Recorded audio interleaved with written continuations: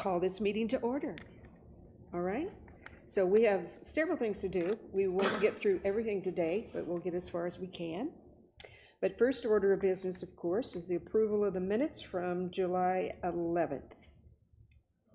So moved to approve the minutes of July 11th. Second. Thank you. All in favor? Okay, let's get that out of the way. Tom and Doug have been working really hard on some of these things. Mostly Tom, is that right? Okay, but anyway, let's talk about the updates or the additions or the correction, whatever, to policy 2.09. So 2.09 would be a brand new policy. And what we're proposing between this month and next month, we're going to propose 3 new policies. And all of them we've been doing the same thing for a number of years, a number of instances and so forth. So we, by and large, have a methodology established, but now we want to codify it into the policies so that there's no question as to whether we're doing it appropriately or not. So this one is on appointing an interim director. So brand new policy, as I indicated, and this we've used the same methodology for a while, and so we're just saying let's get this down on paper so it's very clear and that there's no misunderstandings. In the governing documents, it really makes a scant reference to, I think it's in the declaration, says the board can fill the position. And that's the extent of the guidance, which isn't a lot. So this policy would then clarify that. So we start with the purpose, which is we want to be fair and consistent. We want to do it the same way every single time. Also, the introduction explains what is already in place, already covered in the governing documents, but we're just trying to think of people that only are going to read just this policy and not read all the policies because they're not going to, or how they interact. And so we're restating information that maybe isn't necessarily necessary in here, but it makes it easier to read. Then we go into, we set some clear timelines. So the notification, once the board becomes aware there's an opening, they must notify the membership within 7 days. Write down, it doesn't say how quickly or how slowly, but this sets a clear timeline in 7 days is very reasonable. And whether they're going to fill the position or not fill the position. It's, this most recent instance, the term that we're filling, the board filled was 11 months. But if someone resigned with 2 months left, probably wouldn't fill it. Or, you have the option, even if there was 11 months to go, the board has the option of not filling the position, but probably would. And then we reference the paperwork. So this paperwork, the candidate profile, the statement of compliance, all this information is exactly the same that a candidate that is running for election has to fill out.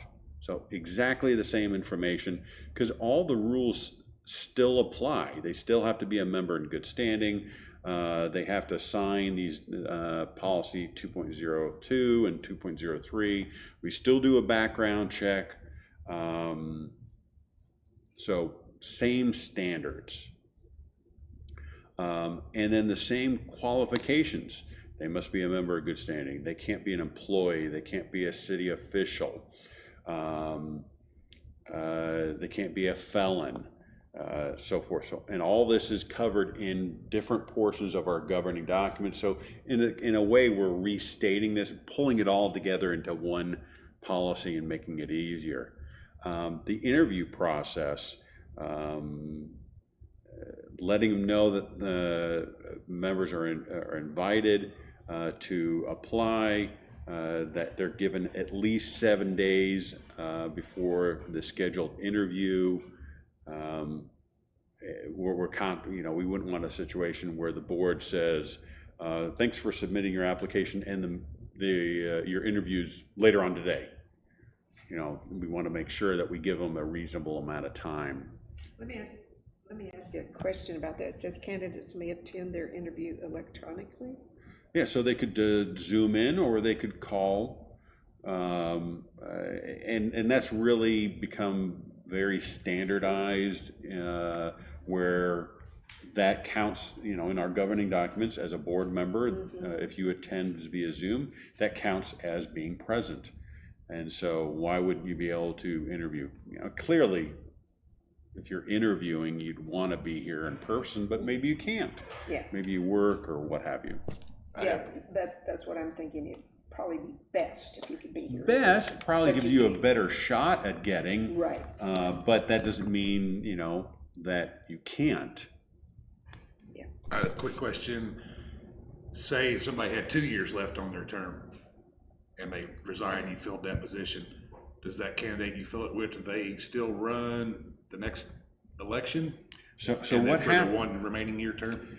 So what happens, and this is actually covered fairly clearly in the governing documents, is if you have 2 years left, the interim is gonna fill until the next election. Okay. And then you run for a 1 year term? Correct. Okay. And we had that a couple years, several years ago. Mike was He's done that. yeah, something like, oh, no, it was when Pat Lowry was elected to a 1 year term. So we had three 3-year terms and 1 year term, and Pat Lowry came in fourth and became the 1 year the term. 1 year term. I assumed that was the way. I just want to clarify. And then the executive session, Doug and I drew this up for the board for the most recent one, recent time that they filled, and so we just followed the same process. Board will take no more than 30 minutes to discuss their thoughts on the candidates. Candidates will ask the directors for candidate nominations and so forth. So just very orderly. We shorten, if there's a conflict, I think you had made a comment about, at one point we had up to 10 votes, and you or someone else had commented, hey, can we just reduce that number? And so I think we got it down to 5 on this one. And at the end of the day, on item E, it would be a coin toss. And that is contemplated in the declaration. If there is a tie on candidates running for the board, it's decided by a coin toss. So we try and draw upon policy that's already laid out, or is at least similar that we can draw upon.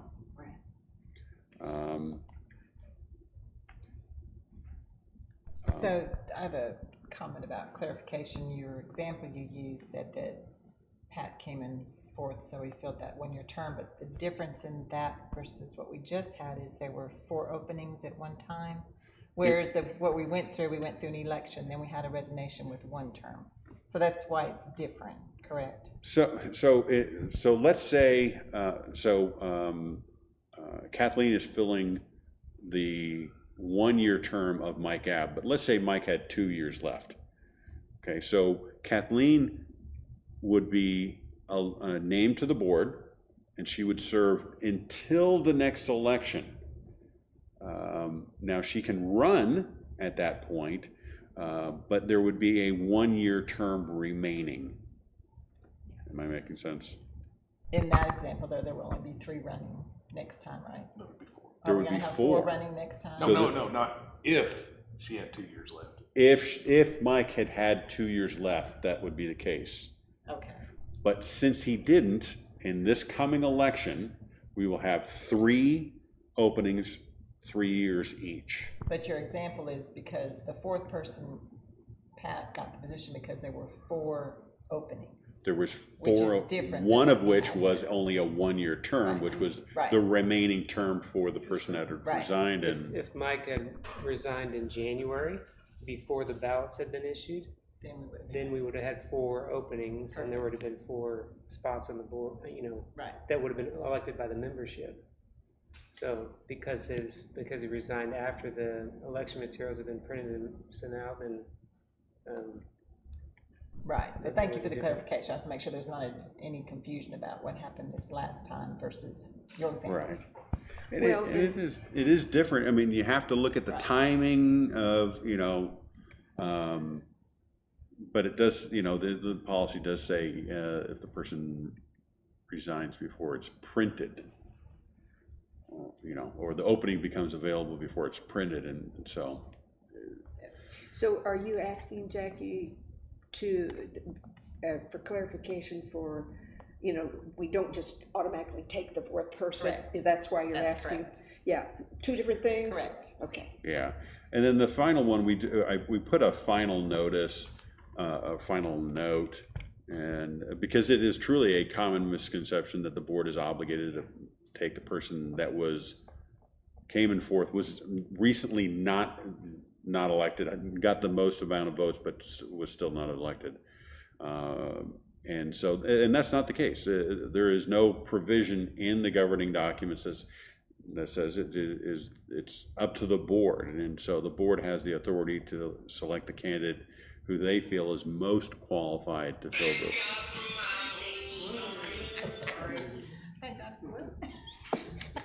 Miracle here. And thank you on this final note, y'all modified that very clearly to say all who ran. I think Yeah, that was we very good. and they're welcome to, Right, but there's no obligation on the board. and if they don't apply, then they wouldn't be considered, obviously. Right. Yeah. And just another note, kind of following up on what Tom said, that several of these points are mentioned in like the bylaws, and some of them are mentioned in the declaration, and this is bringing them all together in one place where you can, okay, this is the election process, and it's all in one document. You don't have to go hunting to find it in different locations. So really, this is taking a common practice over the next several years and putting it into a policy. And it's worked. Yeah. It's worked, and we want to make sure that we do it the same way, because anytime you stray from how you've done it, then you could get accused of being unfair. So this provides, if someone doesn't get named to the board, you can say, well, we followed the policy, and that works. So how does everybody feel about this? I love it. It's good. I think it is too. I don't think there's much to talk about other than maybe sending it forward to the board for review. A lot of work, thank you. Yeah, it worked. Now, kind of similar to this is at next month's meeting, assuming that you have it next month, we've actually developed policy 1.11, which is on elections and the timeline and so forth. And so Doug and I just completed that yesterday, and we just shot it over to the elections committee for them to review. So we want to get their input. But similar, we're following the way we've been doing it for years. It's a proven effective way. It's fair. Let's get it codified. So you'll see that coming up in the coming months. And then the next one is policy 2.10, which is another brand new policy that we're proposing. And this is the meeting to elect the chair and vice chair. And once again, we're following tradition on how it's been done in the past. And we have, the introduction gives a timeline following the annual meeting, but before June 1st, the new board, and then we clarify what new board means. The new board is defined as returning directors, newly elected directors, and newly re-elected directors, and then outgoing directors whose terms will expire on May 31st of the year are not allowed. So we're just trying to say, this is who's in the meeting and who's not in the meeting. Just making it really clear in case there's any misconception, because at times there's been misconception about, well, they've been elected to the board, but they're not a board member. Well, yeah, but they're gonna be a board member, and so at least in this instance, they're gonna vote on who's gonna be a chair. They don't have any power as to being a director, but they're going to be, so they can at least name the chair. The meeting leader that will lead it, since there is no, we don't want to let the chair lead the meeting, because then there's an implication that the chair will continue to be chair, and that may or may not be a good thing. So we decided to have the pit bull, corporate secretary, Hammer, Jessica lead the meeting, and because clearly impartial, and that way there's no implication that this person is in charge or so forth. I really like that you added that. The Hammer? Well, the corporate secretary, okay, because it does feel a little more fair. Yeah. Unbiased, Yeah, unbiased, that's a good word, yeah. So the corporate secretary will take nominations. You can nominate yourself, and that's totally fine.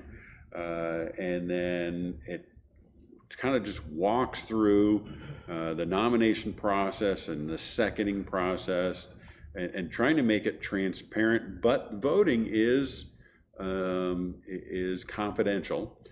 We don't want people leaning over and, how are you voting? We want them to be able to vote their conscience. And then we go through a somewhat similar process if there is a tie, and we've tried to contemplate every possible scenario, but at the end of the day we have the coin toss just in case we haven't anticipated every scenario, but really trying to make it so it's very straightforward and understandable. A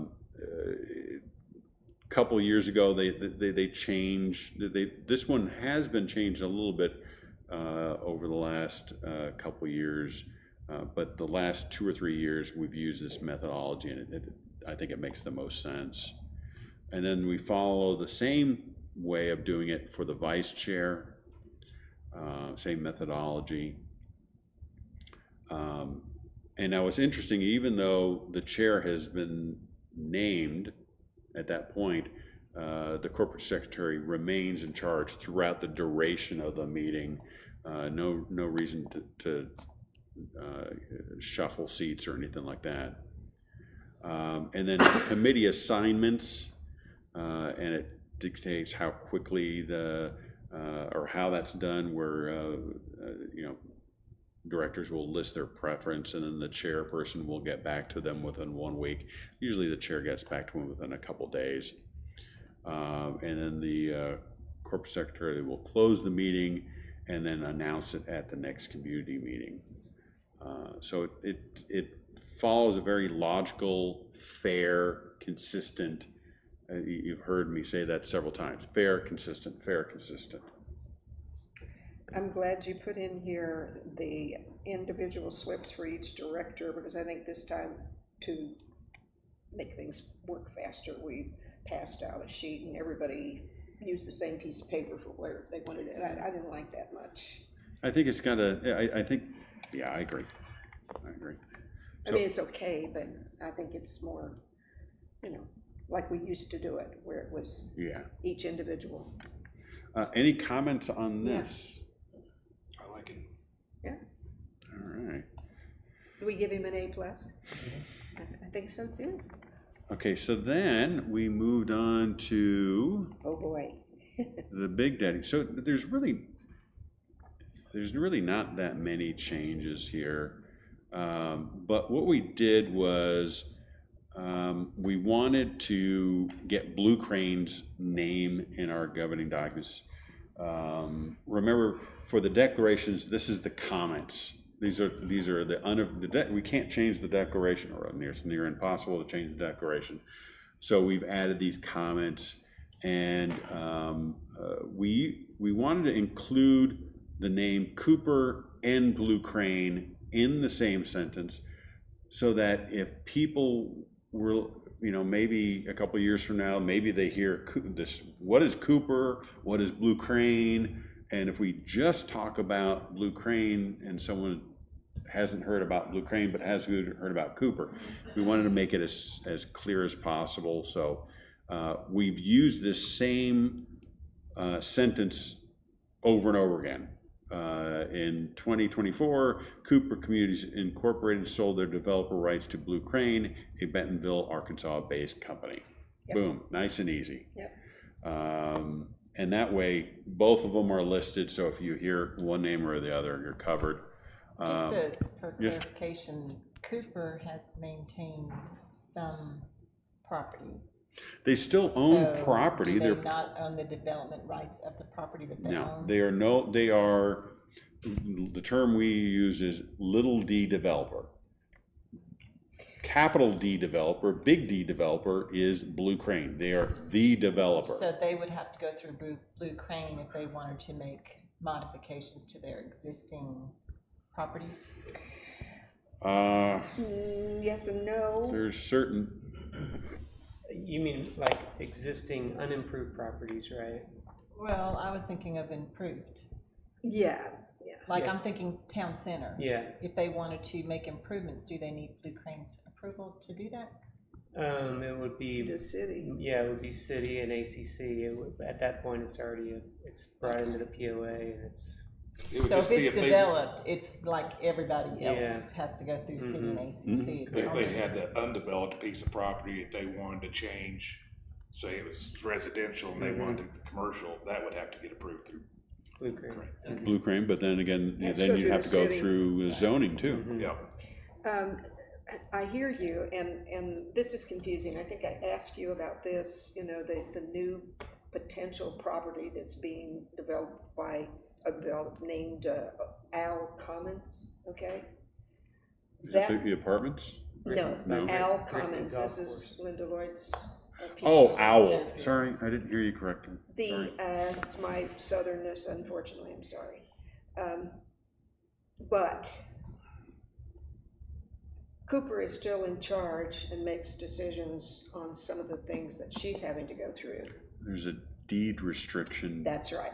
So they're not, so that right is not because they used to be the big develop, it's because they have the deed restriction that they put in place. So that's between Owl Commons and Cooper.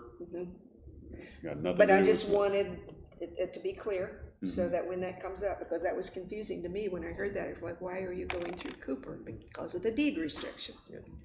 Okay. So I see 3 or 4 places in here. Yeah. that are yellow? And you notice that we strayed a little bit down here. The original developer, which was previously called Cherokee Village Development Company, was subsequently renamed Cooper Communities Inc. And then we can go into that. So there's only in the declaration, in the comment section, once again, there's only that, and it's on one of the other pages way down. We use the same terminology again. What's this page? What page is Page this? 32. Page 32. But we're just using the same sentence over and over again. And then when you go into the Articles of Incorporation, we use the same sentence, nice and consistent. It's on the first page of the Articles of Incorporation. And then you get to the bylaws, and we used the same sentence. But then we also made some additional changes so my title was changed from Chief Operating Officer to Chief Executive Officer. That shows up a little bit in in the bylaws, and then more often in the policies. But that's the only thing? So it's really those, so on page 34 of your presentation, and if you're looking at the whole thing, I'm sorry, it's gonna be a little bit different. And those are the only changes that we've made, just to have consistency throughout. And as you go into the policies, it's really the same thing. It's just those two changes in multiple areas. So really, the policies right now are really clean because we just worked hard on them last year. Yeah. And this is just to bring us current, that's all, right? Yeah. Current terminology? Absolutely. And so I think at the last meeting, Doug, you had indicated that you would, with regards to the policies, as opposed to going through and approving changes on every single one. Blanket approval, because it's not, I mean, it's a name change, it's not changing. It's not a substantive change. Yeah, it's not a substantive change, it's an additional title for you. That'll make the board happy. So I think that we've accomplished what the committee asked to do to just clarify things. Didn't we put someplace, I'm trying to remember where we put it in the bylaws or the policies, where it said chief executive officer and COO are interchangeable and You did. and president? It's been in there for a while. Was that, which policy was that? I think it may have been under definitions. So I just wanted to highlight that as well, that, yeah, you're right. CEO shall mean and refer to the chief executive officer. Any references in the governing documents to chief operating officer or general manager are interchangeable with CEO. So it covers it there as well. Yeah. We didn't change up that definition at all, but it covers the changes to chief executive officer. But once again, by doing it, by making the changes for every policy, if someone only looks at the policy and doesn't look at the definitions, and then goes, well, I know Tom's the CEO, but who's the COO? So we've covered that. Okay, And I actually got that question once.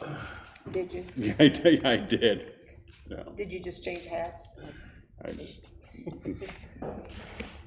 Okay, So if the two new policies and if everything is if all the changes are acceptable to the rules and regs, what I would suggest is that you make an individual motion for each individual policy, declaration, articles, bylaws, and policies. So that would be 6 separate motions if you're accepting of the changes. so are we accepting of the changes? And Do we need a motion for let me that throw in before one we more go? comment. Yeah. For viewers at home, we sent this, Doug and I sent this to the committee beforehand. So this isn't the first time they're seeing it. No. And some changes were made as a result of sending that out. So, you know, you might be sitting at home going, well, you know, all these changes and nobody really made it, all these documents and nobody made any changes. Well, because they've already seen it and they've already made comments. Thank you for bringing that up, because I think sometimes even our regular board meetings, people think we really haven't looked at what we're voting on. Right. And we have, many times. Absolutely. Okay, so do we need a motion to take this forward? Yeah, start with 2.09 if you don't mind. Okay. Do we have a motion to take 2.09? I'll make a motion of 2.09 to move to the board, which is appointing an intern director. Okay, Second. second. All in favor? Okay. What's our next one? 2.10.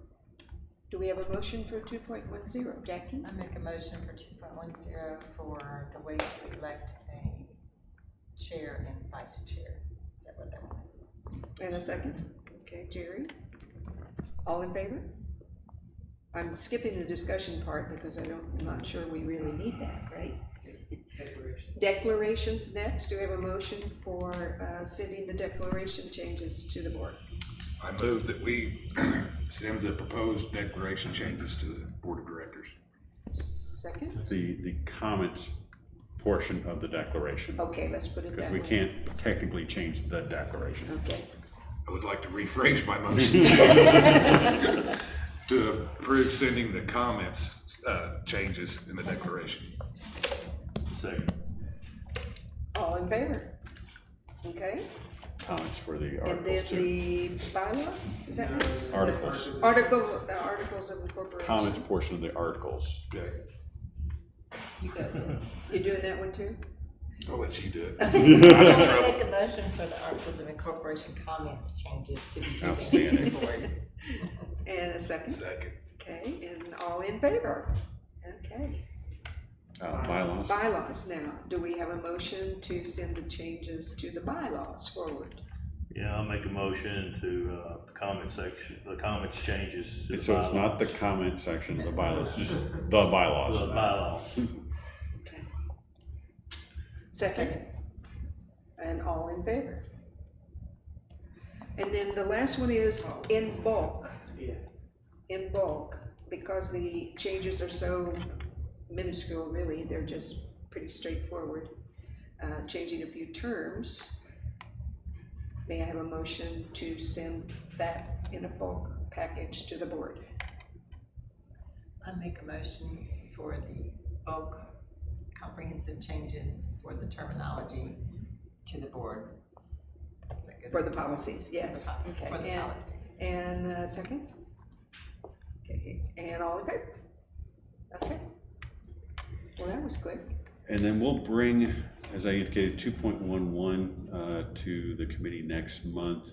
Because what I'd like, ideally, we'd want to get that 100% finalized by the board by the November.